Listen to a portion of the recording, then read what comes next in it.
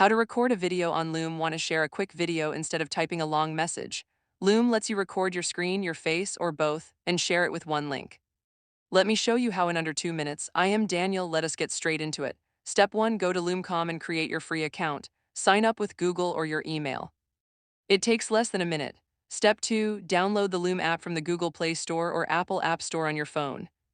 Or on desktop, install either the Loom desktop app or the Loom Chrome extension from the website. Step 3. Open Loom and choose your recording mode.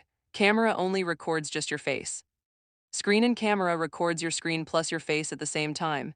Screen only records just your screen. Pick whichever fits what you need. Step 4. Select your microphone and camera. Check that the audio indicator is moving. This confirms your mic is working before you start.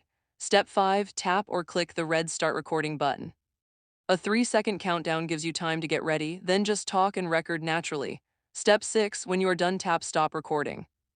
Loom instantly processes your video and gives you a shareable link. Send that link to anyone. They can watch immediately with no downloading needed.